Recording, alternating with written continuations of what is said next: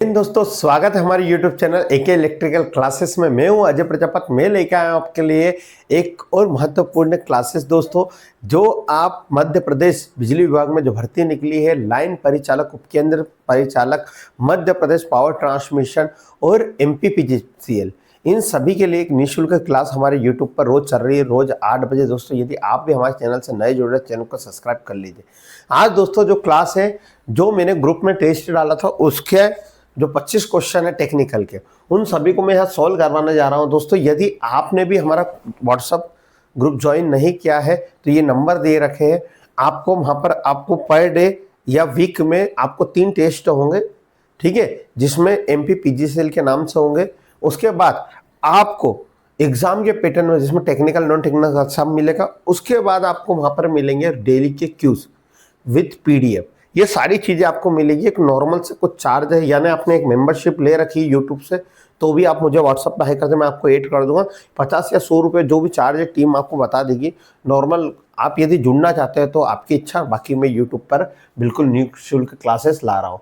दोस्तों ये हमारे 28 क्लास है, 26 अभी अर्थिंग के सेकेंड पार्ट तक हो चुका है। 28 पार्ट में कल आपको रोज 8 बजे लेके आऊँगा, और संडे को स्पेशल आपके लिए, याद रखेगा, संडे को 2025 में जो पेपर हुआ था मार्च में, उसको सोल्व करूँगा।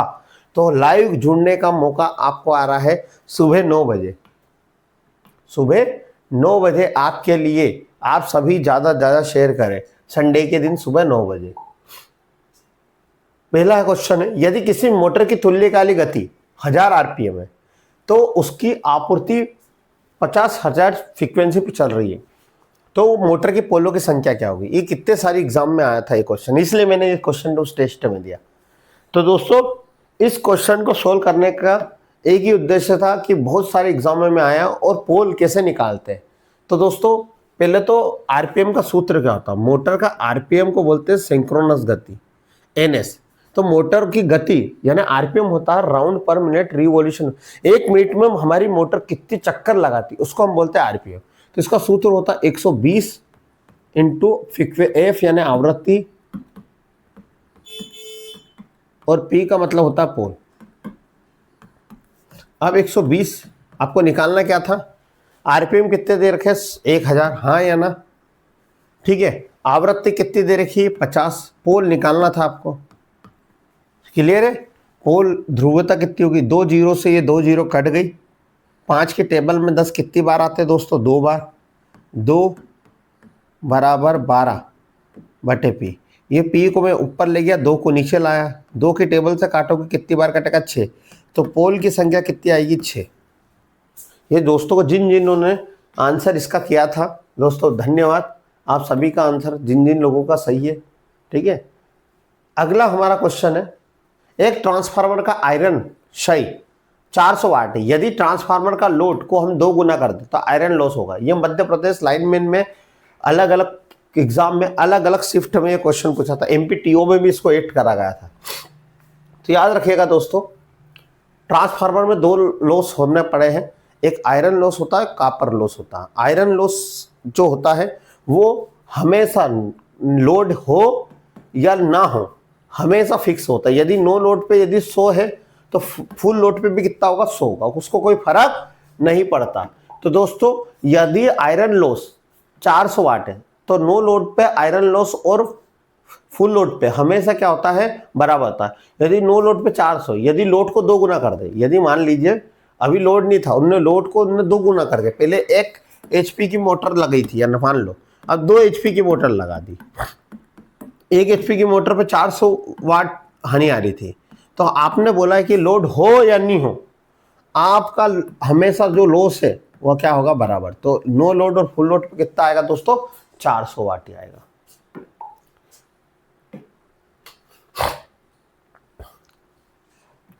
दोस्तों हमारा अगला क्वेश्चन है, कंसल्ट वायरिंग क्या होती है?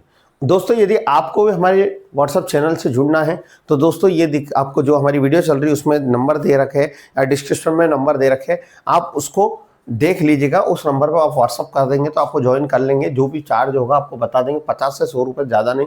यदि उसमें भी इशू है बहुत ज़्यादा रियल में, मैं आपको उदाहरण देना चाहता हूँ। वो बच्चा कमेंट्स करे जिसने अपने पिताजी से बात कर रही थी, ठीक है सर मेरे पास 50 रुपये भी नहीं है, भाई मैंने उसको भी ऐड करा, ठीक है कि सर, और उस बच्चे की ईमानदारी पे मैं बहुत खुश हूँ। उस बच्चे ने 3 दिन बाद मुझे 50 रुपये फॉर फोन यानी व्हाट्सअप करा, सर मेरे पास पेमेंट आ गया, मेरे को पेमेंट डालना। अरे भाई बहुत है ना, आप बच्चों से पेमेंट, अब बहुत सारे बच्चों क्वेश्चन, सर पेमेंट क्यों ले रहे पीडीएफ का। दोस्तों जो पीपीटी बना रहा है उसको 7,000 रुपये पर मंथ देना पड़ रहा है, 7,000 रुपये पर मंथ देना पड़ रहा है। तो दोस्तों ये बस, बाकी और कुछ भी नहीं है। यदि आपको स्क्रीनशॉट लेना है स्क्रीनशॉट से पढ़ लीजिए, मेरे को कोई मतलब नहीं। बस ये सारी चीज़ों के लिए मात्र 50 या 100 रुपये समथिंग चार्ज रखा, 50 ही मेरे अकॉर्डिंग। तो अब 50 रुपये आपको एक पीडीएफ नहीं, उसमें सारी जितनी क्लासेस होगी उसकी पीडीएफ मिलेगी। कंसल्ट वायरिंग टेक्निकल हेल्पर 2022 में क्वेश्चन आया था। कंसल्ट वायरिंग क्या होती है? कंसल्ट को बोलते हैं डक्ट वायरिंग भी कहते हैं। इसका एक और नाम क्या होता है? डक्ट यानी छुपा हुआ। कंसल्ट का मतलब होता है छुपा हुआ। हम जो छत के अंदर जो पाइप छुपा के हम छत भरते हैं, याद रखना, छत में जब वायरिंग जो पाइप भरते हैं वो वायरिंग क्या कहलाती है? कंसल्ट, छुपी हुई वायरिंग के नाम से भी जाना जाता है। तो इसको हम क्यों करते हैं कि भैया नमी से भी सुरक्षा हो, टूट फूट भी नहीं हो, इंस्टॉलेशन करने में भी आसान हो, आसानी से अनुकूल चले, ये सभी इसके विकल्प सही है। दोस्तों समझ में आया होगा। अगला क्वेश्चन पे जाते हैं। नमी से बेहतर सुरक्षा किसके द्वारा प्रदान की जाती है? तो नमी, भैया हमको ऐसी वायरिंग करनी है जो नमी का मतलब होता है पानी वानी सुरक्षा। तो हम कंडक्टिव पाइप लगाते हैं, जो हम पीवीसी पाइप लगाते हैं, लोहे के पाइप लगाते हैं, उसको बोलते हैं कंडक्टिव वायरिंग। क्लियर है दोस्तों? अगला, ट्रांसफार्मर किसके सिद्धांत पर काम करता है? तो ट्रांसफार्मर किसके सिद्धांत पर काम करता है? कितने सारे, सभी बहुत सारे बच्चों को पता होगा। ट्रांसफार्मर एक ऐसी डिवाइस होती है जो स्थिर होती है, जो हमेशा एसी सप्लाई पे काम करती है। लेती भी एसी सप्लाई है, देती भी एसी सप्लाई है, ठीक है। डीसी देने पे इसकी प्राइमरी वाइंडिंग जल जाती है। तो इसमें क्या होता है, ये फेराडे के विद्युत चुंबकीय सिद्धांत पर काम करता है। जब हम प्राइमरी में क्या करते हैं, जब हम वायर लपेटते हैं, तो सेकेंडरी में जब वायर लपेटे जाते हैं, तो जब हम क्या करते हैं, ये म्यूचुअल इंडक्शन उसको कहते हैं कि जब हम इस कॉइल में करंट देते हैं तो इसमें क्या बनता है, इस कॉइल में एक दूसरे से बिना टच करे, ठीक है, बिना टच करे एक कॉइल दूसरी कॉइल को क्या बनाती है? चुंबकीय फ्लक्स को वितरित करती है। और चुंबकीय फ्लक्स को वितरित करने के कारण इसमें क्या उत्पन्न होता है? वोल्टेज, ठीक है। इसको ही बोलते हैं हम म्यूचुअल इंडक्शन। जो ऐसे प्रेरित करती है उसको बोलते हैं म्यूचुअल इंडक्शन। क्लियर है दोस्तों? ट्रांसफार्मर की जो रेटिंग होती है वो केवीए में होती है, याद रखना, किलो वोल्ट एम्पियर। और अल्टरनेटर की भी क्या में होती है? केवीए। किसी डीसी जनरेटर के इंटरपोल फील्ड कॉइल होती है। तो ये भी बहुत सारे एग्जाम में आया था, इसलिए क्वेश्चन दिया था। तो हमेशा आर्मेचर की सीरीज में जुड़ी होती है हमारी इंटरफील्ड वाइंडिंग। अगला, निम्नलिखित में से कौन सी वायरिंग प्रणाली बहुत महंगी है? तो हमारा जो कंडक्टिव पाइप बिछाते हैं हम, वही सबसे महंगी पड़ती है दोस्तों। क्लियर है? जो पीवीसी पाइप हम जो बिछाते हैं वही हमको क्या पड़ती है? महंगी पड़ती है दोस्तों। अगला क्वेश्चन है हमारा, प्लेट अर्थिंग किसकी बनी होती है? तो दोस्तों प्लेट अर्थिंग हमेशा तांबे की बनी होती है। इसकी साइज क्या होता है? प्लेट अर्थिंग में 60 बाई 60 सेंटीमीटर, यानी 60 लंबाई होती है, 60 चौड़ाई होती है। अभी मैं जो अर्थिंग का थर्ड पार्ट लेके आऊँगा, तो मैं आपको जो अर्थिंग पढ़ूंगा 5 से 6 टाइप के। आप भी बोलोगे सर क्या बात है, आपने जो पढ़ा है आज तक, ये आपको ना बुक में मिलेगा बहुत सारी चीज़ें, जो मैं पढ़ाऊंगा आपको वो नए पैटर्न पे लेके पढ़ा रहा हूँ। तो दोस्तों हमारा सेकेंड अर्थिंग के 2 पार्ट हो चुके हैं, दोनों पार्ट में बहुत अच्छा बच्चों को लगा। थर्ड पार्ट और फोर्थ पार्ट भी आपको अच्छा लगेगा। अगला क्वेश्चन है दोस्तों, घरेलू वायरिंग में अर्थिंग तार का आकार कम से कम नहीं होना चाहिए। तो दोस्तों मैंने ये क्वेश्चन भी कराया था और ये एग्जाम में भी आया है। तो 14 स्टैंडर्ड वायर गेज से कम नहीं होना चाहिए, 14 स्टैंडर्ड वायर गेज से कम नहीं होना चाहिए, या 2.9 mm स्क्वायर से कम नहीं होना चाहिए हमारा अर्थिंग वायर का साइज। क्लियर है? कोई कंफ्यूजन नहीं होना चाहिए। आपको दोस्तों इस वीडियो को ज़्यादा शेयर करें। अभी तक वीडियो को लाइक नहीं किया है तो वीडियो को लाइक भी कर दीजिए और चैनल को सब्सक्राइब कर दीजिए यदि आप नए हो। सुरक्षा चिन्ह कौन सा रंग दर्शाए? सुरक्षा चिन्ह वो होता है, सूचनात्मक चिन्ह। सूचनात्मक, जहाँ अच्छी चीज़ों की सूचना दी जाती है, ऐसे चिन्ह को हम क्या बोलते हैं? ऐसे चिन्ह को सुरक्षा चिन्ह बोलते हैं, ठीक है। तो ये हमेशा हरे कलर में होता है और ये वर्ग में होता है। काय में होता है? वर्ग। ठीक है, जैसे डॉक्टर का साइन, हॉस्पिटल का साइन, उसके बाद हमारा होटल का साइन, ये सारे अच्छे साइन होते हैं। 3 फेज और सिंगल फेज प्रणाली में कौन सी प्रणाली विद्युत उत्पादन के और वितरण के लिए बेहतर होती है? तो दोस्तों आपको सभी को पता होगा, जो हमारा जनरेशन होता है और ट्रांसमिशन होता है वो हमेशा 3 फेज में ही होता है। तो सिंगल फेज से ज़्यादा बेटर होती है 3 फेज, क्योंकि इसमें ज़्यादा वोल्टेज हम प्राप्त कर सकते हैं। क्लियर आपको? तो ये मध्य प्रदेश पावर ट्रांसमिशन की एग्जाम में क्वेश्चन आया था, इसीलिए मैंने इसको रखा है। अगला, समान लोड के लिए यदि 3 फेज की आपूर्ति में फेज को परिवर्तन कर दे तो क्या होगा? यानी मान लीजिए आपकी मोटर के 3 फेज है, RYB, रेड येलो ब्लू, लाल पीला नीला। अब इसको बदल दिया आपने कर दिया कलाकारी से लाल पीला येलो। सर हम भी वैज्ञानिक है, तो इससे क्या होगा? सर बदल दिया वायर, क्या होगा इससे? तो इससे दोस्तों क्या होगा, जो करंट फेज में आने वाला करंट उसका परिणाम बदल जाएगा। जो फेज में जो करंट आ रहा है ना, उसका जो रिजल्ट है वो बदल जाएगा। क्लियर? इसी कारण हमको फेज नहीं बदलना चाहिए।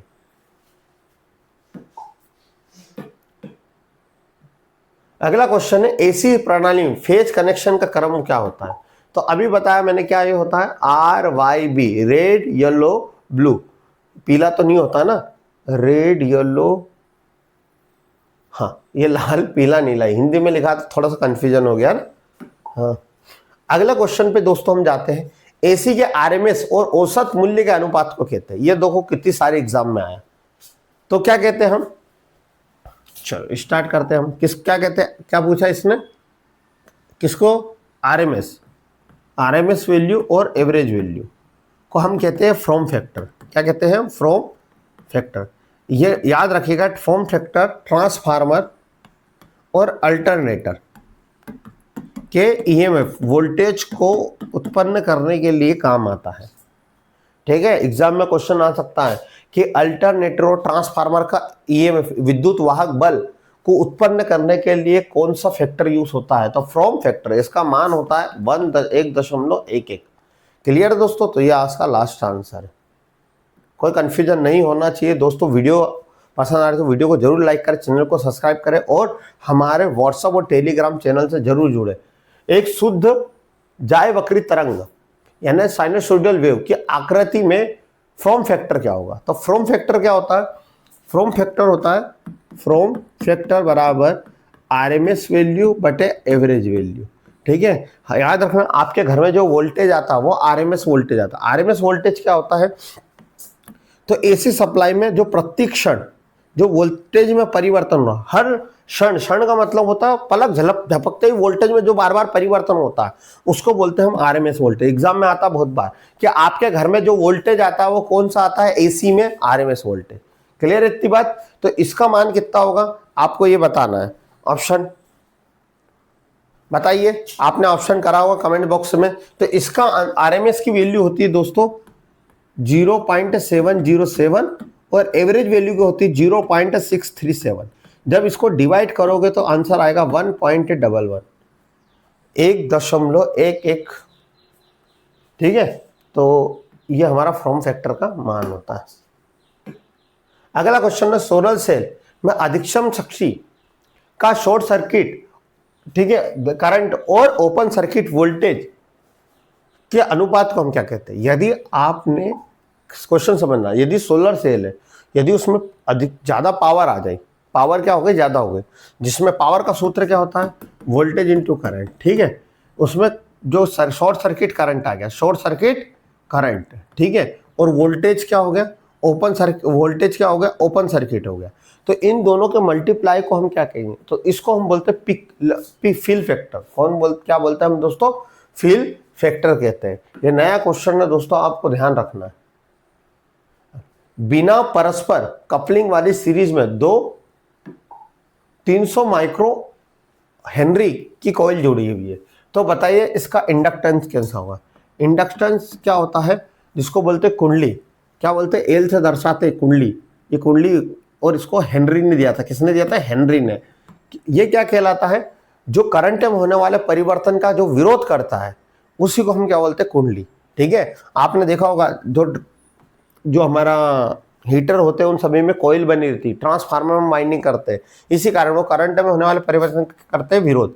आप समझना, इसने क्या करा, दो सीरीज में कुंडली लगी, तो इसका सूत्र क्या होता है, एल बराबर L1 प्लस L2, एल बराबर L1 प्लस L2।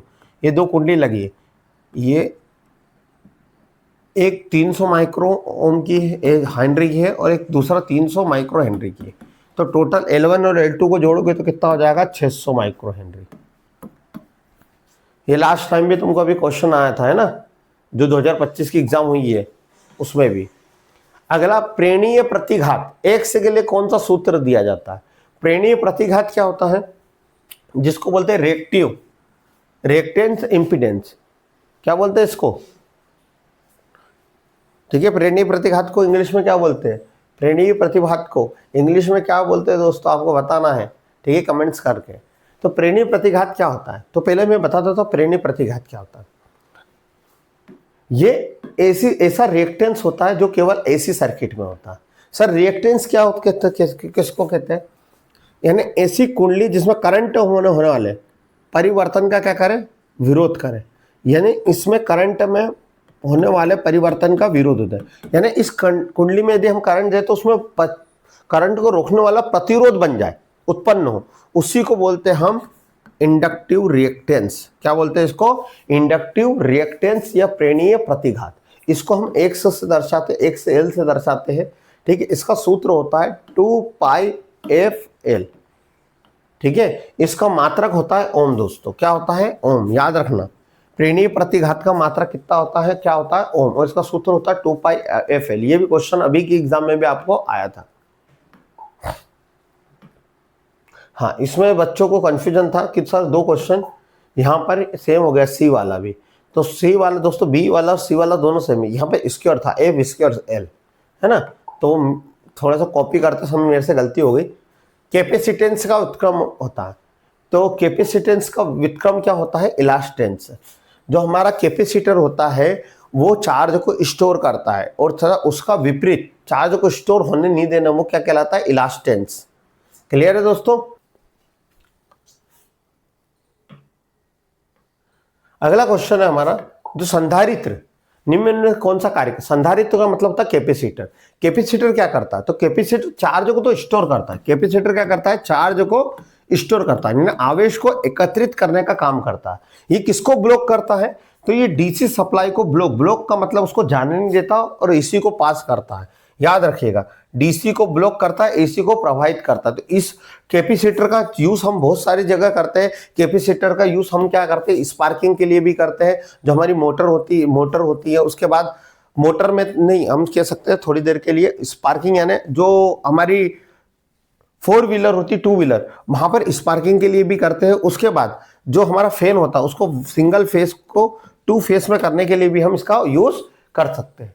क्लियर है दोस्तों। अगले क्वेश्चन पे जाते हैं, विद्युत आवेश को स्टोर करने वाले यानी संग्रहित करने वाली संधारित्र की क्षमता के मान को क्या कहते हैं। तो यदि विद्युत आवेश का मतलब होता है चार्ज, जिसको जो आवेश को स्टोर करके रखता है उसको हम बोलते हैं कैपेसिटर, और इसके जो गुण होता है उस गुण को बोलते हैं कैपेसिटेंस, और हिंदी में बोलते हैं धारिता। क्लियर है। कैपेसिटर अलग होता है, कैपेसिटेंस उसमें जो गुण होता है उसको बोलते हैं कैपेसिटेंस। ये भी हमारा टेक्निकल हेल्पर राजस्थान के एग्जाम में आया था। धारिता की इकाई क्या होती है, यानी कैपेसिटेंस की इकाई क्या होती है, तो दोस्तों फेरेड होती है। क्या होती है, फेरेड, ना कि फेराड। फेराड कूलाम की इकाई होती है, चार्ज की इकाई होती है। फेरेड होती है हमारी धारिता की इकाई, जिसमें हम क्या करते हैं, कैपेसिटर को जो चार्ज करते हैं उस गुण को। यानी एक 100 वाट का बल्ब लगाया 230 वोल्ट की सप्लाई से, तो इस बल्ब का जो प्रतिरोध की गणना करें तो आपको प्रतिरोध निकालना, रेजिस्टेंस। एक बल्ब में प्रतिरोध कितना होगा, आपने बल्ब देखा, उस बल्ब में, ठीक है, ये बल्ब है, इस बल्ब में जो ये लगा रहता है, ठीक है, इस प्रकार कुंडली होती है, ये होती है टंगस्टन धातु की। क्या, कौन से धातु की होती है, टंगस्टन। टंगस्टन धातु का जो तापमान होता है वो सबसे उच्च होता है, 3400 डिग्री सेल्सियस तक होता है। ठीक है, अधिकतर बुकों में 3420 भी लिखा रहता है, कहीं पर 3500 भी, पर एक जो मानते हैं हम 3400 डिग्री सेल्सियस ही मानते हैं। ठीक है, अब ये बोल रहा है इस प्रतिरोध, ये कुंडली दी गई, ये घूम रही है, तो इसका मतलब ये क्या है, करंट को रोकने का काम, और यही क्या कहलाएगा, प्रतिरोध। अब इसका प्रतिरोध कितना होगा, इतनी बात समझ में। तो अब हमको क्या क्या दिया रखा है, हमको दिया पावर, पावर को हम काय में नापते हैं वाट में, हाँ या ना। उसके बाद दिया है वोल्टेज, ठीक है, तो पावर हमारा है 100 वाट, 100 वाट का बल्ब है, वोल्टेज है 200 शायद 30 था। अब यहाँ पे थोड़ा सा मेस आपको स्ट्रॉन्ग करना पड़ेगा, प्लस है ना, आपको काटना आना चाहिए। अब सूत्र होता है P बराबर V² अपॉन R। क्या निकालना आपको? रेजिस्टेंस। 3 सूत्र होते हैं, मैंने ओम के नियम से भी पढ़ा था। पावर का सूत्र होता है वोल्टेज इंटू करंट। जब वोल्टेज और करंट का गुणा होता है, झगड़ा होता है, तो बनता है पावर, ठीक है। फिर ओम का नियम रख के सूत्र मैंने बताए थे। तो अब यहाँ पर वोल्टेज कितना है आपके पास? तो वोल्टेज है 230, सॉरी हाँ, वोल्टेज 230। तो स्क्वायर है, स्क्वायर का मतलब कितनी बार लिखना? 230 को 2 बार। यहाँ कितना है? रेजिस्टेंस है क्या? नहीं, ये पावर है हमारे पास। पावर कितना है? 100, तो 230 गुणित 230, सॉरी पावर ही, हाँ पावर ही है। रेजिस्टेंस निकालना है ना, ठीक है, ये 100 है। अब ये जीरो से ये जीरो कट गई, ये जीरो से ये जीरो कट गई। अब 23 का स्क्वायर कितना होता है? तो 23 का स्क्वायर होता है 529, जहां तक मेरा अंदाज है। इसको मल्टीप्लाई करोगे, अब 529 ओम में आएगा आंसर। तो ये होता है कितने ओम का रेजिस्टेंस लगा होगा आपके बल्ब में? 529 ओम का। क्लियर है दोस्तों? अगला क्वेश्चन है, निम्नलिखित में से कौन सा वेरिएबल रेजिस्टेंस, वेरिएबल का मतलब होता है परिवर्ती, हिंदी में बोलते हैं परिवर्ती, तो इंग्लिश में बोलते हैं वेरिएबल। कौन सा रेजिस्टेंस होता है? तो ये मध्य प्रदेश लाइनमैन की एग्जाम में आया था। तो दोस्तों पोटेंशियल, अभी की एग्जाम जो रिसेंटली हुई थी उसमें भी ये सेम क्वेश्चन था, 2025 वाला। ये हाँ, ये लिखा है मध्य प्रदेश के इसरो में 2022 टेक्निकल लेवल पर। पोटेंशियोमीटर जिसमें 3 रेजिस्टेंस होते हैं, ये हमारा वेरिएबल नहीं होता, ठीक है।